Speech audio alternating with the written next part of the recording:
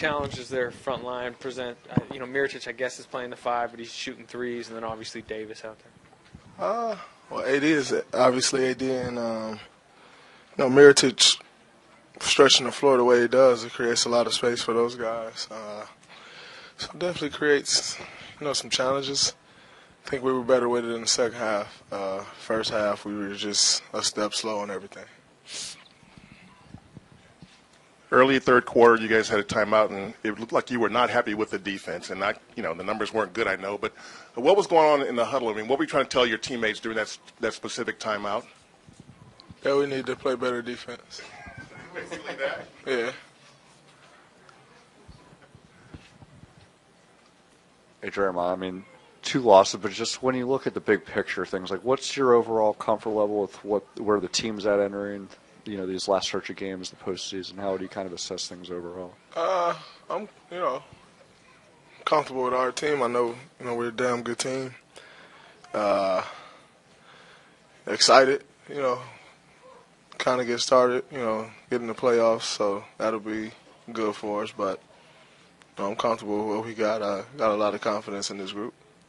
What do you just make of these last few days with all the jockeying with playoff positionings 4 through 8? It's interesting, very interesting. Game here, half a game there, tiebreaker there. One team beating another team, and it's going to get even more interesting coming down here.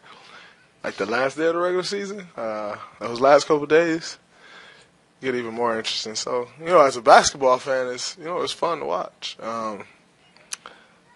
As a player, kind of not being sure who you're going to play is, and the coaching staff is a bit tough, especially with the quick turnaround. But, that's challenges of the playoffs. You got to get ready to go, and whatever's thrown at you, got to be ready for it. Draymond, given that you could face this New Orleans team in the first round, how nice was it to see them now, also given the fact that you guys hadn't seen them without DeMarcus? I think it's great for us. That's a completely different team without DeMarcus. So to kind of play them now and kind of, see the different things that they're doing, and just kind of to understand, the things that they're going to and, what sets they like, different guys are playing with different confidence levels. Just to kind of get a feel for that, I think it's good for us if we see them. I'm not sure what got to happen or what happens with anybody else, but it was definitely good to play a team, this close to the playoffs that you could possibly play, especially with the different style that they're playing now.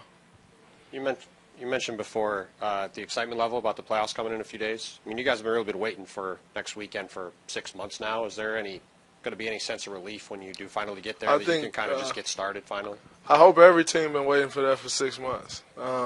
If you're not, probably be a quick exit. So I think everybody's been waiting for that. That's the goal, coming into the season is win a championship for us. Some teams, that goal is to get to the playoffs, but in order to win a championship, you got to get to the playoffs. So I think I think everybody's been looking for that. Draymond, you mentioned that the message in that one team huddle was we need to play better defense.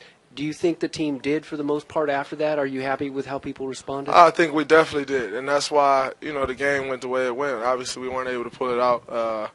Big reason being my turnovers.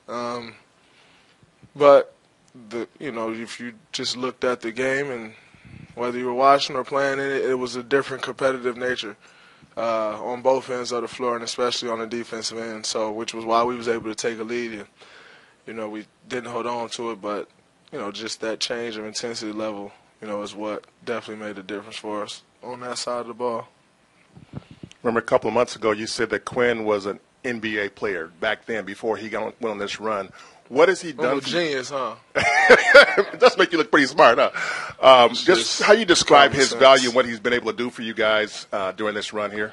He's been great for us. With obviously heading into the playoffs, kind of with the mindset of we're pretty sure we'll be without Steph heading into the playoffs. To know that we got a guy like Quinn who stepped up, played as well as he played, and as he's playing, and as confident as he is, it's it's a good feeling. to kind of have that. So, you know, excited for him to get the opportunity that he's gotten. You know, and like I said before, we feel very comfortable going into these playoffs with him as the starting point guard. So, you know, we're good. Have you seen his confidence grow as he's gotten better and better, more time, more minutes? I think he definitely has gotten more confident. That goes without saying. He's definitely played better with his bigger minutes.